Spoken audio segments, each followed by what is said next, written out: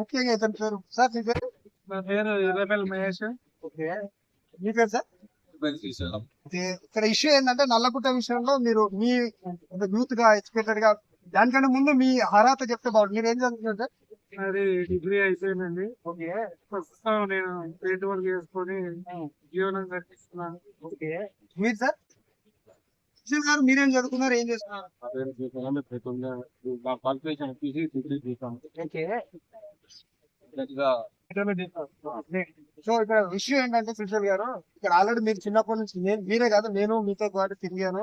So ఇక్కడ నల్లగుట్ట విషయంలో చాలా వరకు మనకు క్రికెట్ కావాలన్నా పోయి క్రికెట్ వాళ్ళము.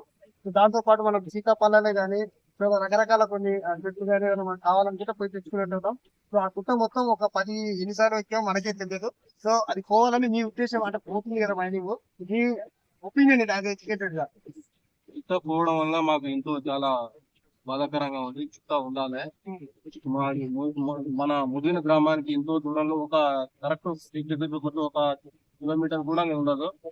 అక్కడ మైనింగ్ స్టార్ట్ అవ్వడం వల్ల దుమ్ము ధూళి పంట పొలాలపై పడడం వలన అక్కడ పంటలు నాశనం అయితే భూసారము అనేది తగ్గుతుంది, నీటి ఎద్దడి ఏర్పడుతుంది.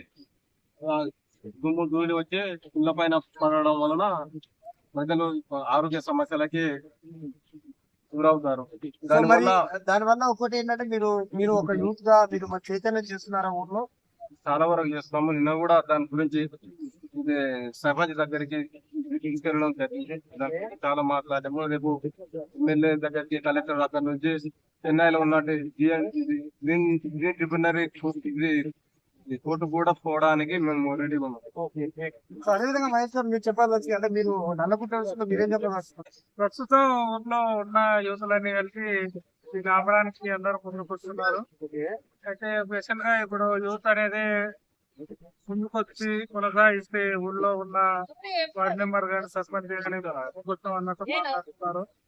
దీనిపై ఒకటిగా నలుగురును ఆపడానికి సహకరించాలి. సో అదే విధంగా మీరు ఎడ్యుకేటెడ్ గా మీరు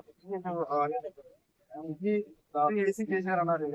ఇక్కడ చుట్టుపక్కల నార్మల్ గా ఇక్కడ వాక్ తో పాటు మీరు ఇక్కడ నియర్ బై లొకేషన్ లో దాదాపు ఒక వందల ఎకరాలు ఉన్నాయి, పంట భూములు ఉన్నాయి, తడి భూములు ఉన్నాయి. సో అక్కడ దాదాపు 2 వాగులు కలిసి వాగు. సో అక్కడ క్రషర్ జరిగినప్పుడు మైనింగ్ జరిగినప్పుడు లాస్ అవుతుంది. సో దానికి ఒక మీరు ఎడ్యుకేటెడ్ గా మీరే చెప్పగలుగుతున్నారు. వాగు రావడం అంటే వర్షాకాలం వచ్చినప్పుడు ఇప్పుడు గుట్ట అనేది పోతే దాని వల్ల వర్షపాతం తక్కువ వాగు కూడా బంద్ అయ్యి వాటర్ స్టోరేజ్ ఇబ్బంది అవుతుంది. ఇలాగ ఊర్లో తాగడానికి వాటర్ అనేది లేకుండా పోతుంది. సో ఆల్రెడీ ఉన్న అక్కడ డస్ట్ పార్టికల్ కూడా ఊర్లో స్ప్రెడ్ అవుతాయి. ఇక్కడ ఉన్న వృత్తులు కానీ చాలా ఒక టైప్ ఆఫ్ క్యాన్సర్ ఒక దశల వారీగా మనిషి చనిపోవడానికి అవకాశం ఉంటుంది. సో మీరు ఎడ్యుకేట్ చేయండి. మీ యూత్ తరపు నుంచి మీరు ఏ యూత్ లో ఉన్నారు? మేము అంబేద్కర్ యూత్ కూడా పోరాడడం జరుగుతుంది. ఓకే. అంబేద్కర్ యూత్ తరపు నుంచి మీరు చైతన్యం చేయడానికి రెడీగా ఉన్నారా? రెడీగా ఉన్నారు. ఓకే. సో ముఖ్యంగా లాస్ట్ చివరిసారిగా ఊరు ప్రజలకు ఏం చెప్పదలుచుకున్నారు? ఒకదాటిగా పైకి వచ్చి నల్లగుట్టను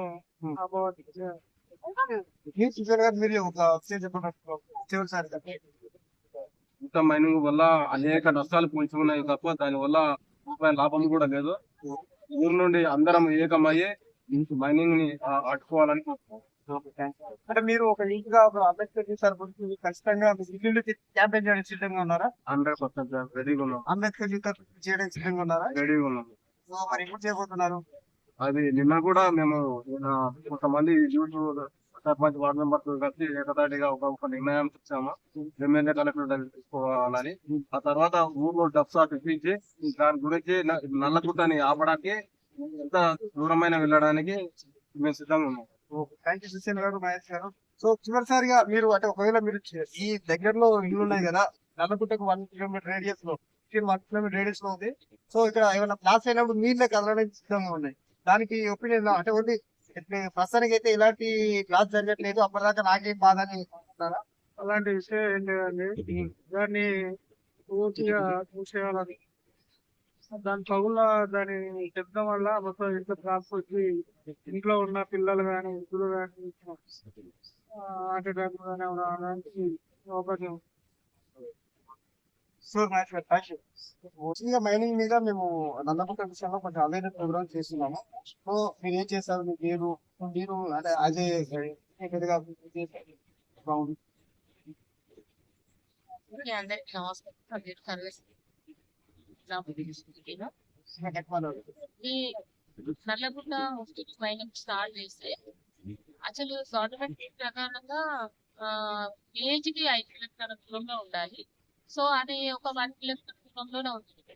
కాబట్టి మైనింగ్ స్టార్ట్ చేస్తే ఫస్ట్ ఆఫ్ ఆల్ ఆ మైనింగ్ వలన విలేజ్ కి మొత్తం ప్రమాదకరమైన ప్రతి ప్రాణహాని జరుగుతుంది.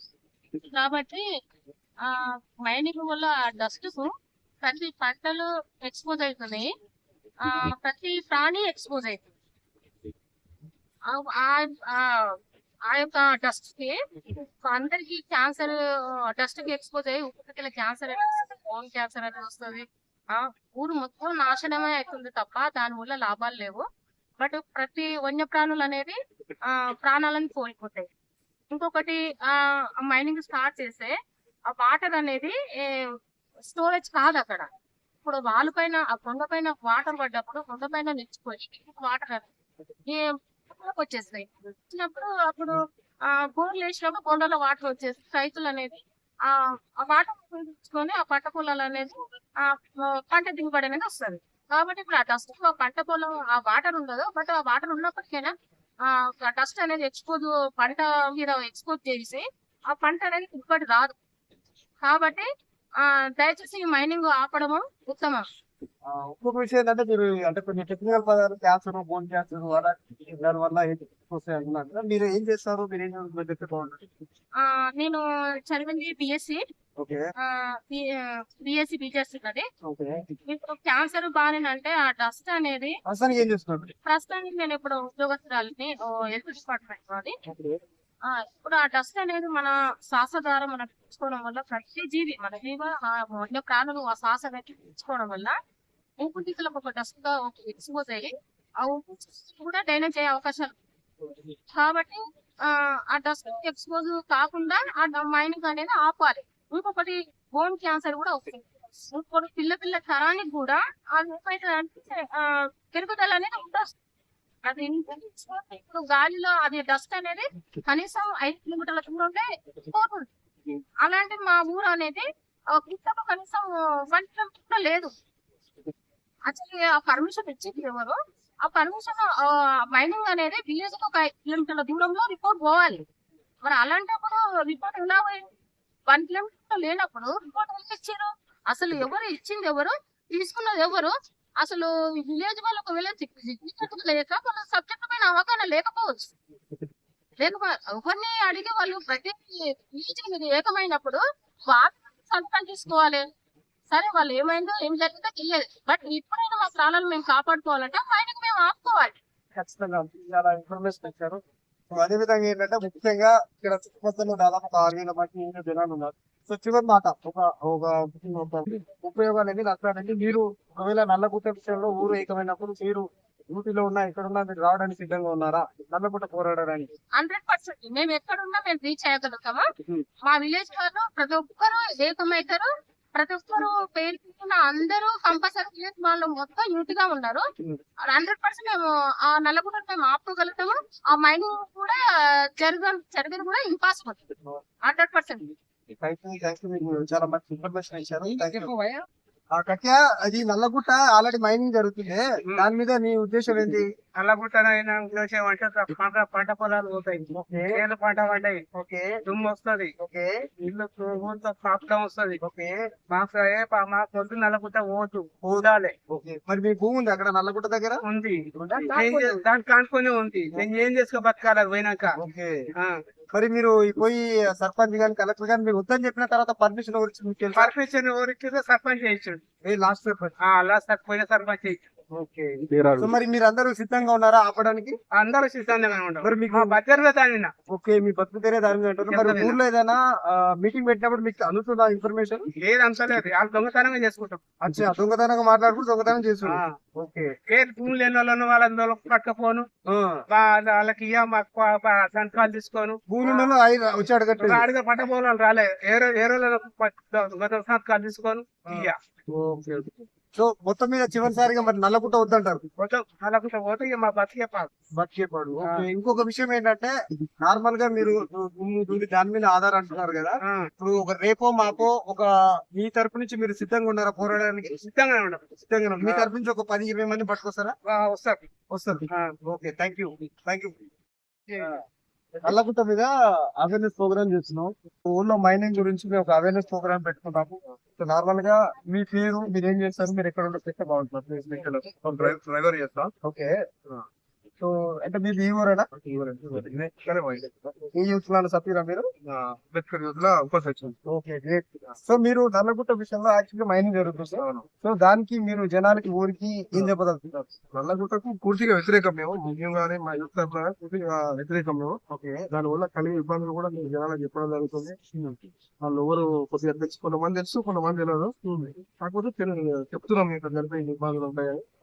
నల్లగుట్టకు మాత్రం పూర్తిగా మా యూత్ తరఫున మాత్రం వ్యతిరేకం మేము.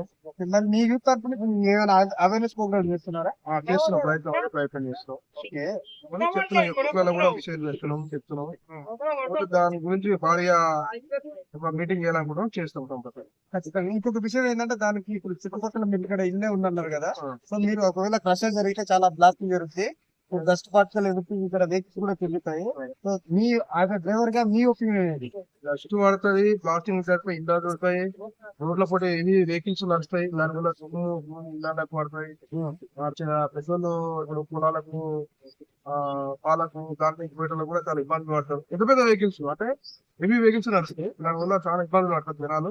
ఇక మనకు నడ్డు నడపలాగా కాలపోతామని చిన్న బండి, మామూలు బండి తీసుకొని కొత్త బండి తెచ్చుకుంటుంది. ఆ బండి ఎదురు మోసుకుంటే ఎక్కువ మందిలో కింద పడే అవకాశం ఉంటుంది, దాని కింద పడే అవకాశం ఉంటుంది. ఆ ప్రమాదం జరిగితే అందుకోసమే దానికి వ్యతిరేకం. ఖచ్చితంగా. ఇంకొక విషయం ఏంటంటే మరి మీరు ఇప్పుడు యూత్ తరఫున సర్పంచ్ కానీ వాట్సాప్ కానీ ఒక మీటింగ్ బహిరంగంగా ఒక ఊరికి పోవడానికి మీ తరఫు నుంచి మీరు సిద్ధంగా ఉన్నారా పోవడానికి? మేము 100% సిద్ధంగా ఉన్నాం. మా యూత్ తరఫున కూడా యూత్ కూడా ప్రయత్నం చేస్తున్నాం. అందరూ కలిసి సర్పంచ్ కూడా మంచిగా కాదు. చాలా వరకు ఓన్లీ వాట్సాప్ మీద వాళ్ళకే తెలుస్తుంది ఇన్ఫర్మేషన్. మిగతా పెద్ద వాళ్ళకి కానీ కొంచెం ఏజ్ సిచ్యువేషన్ కానీ వాళ్ళకి తెలియట్లేదు.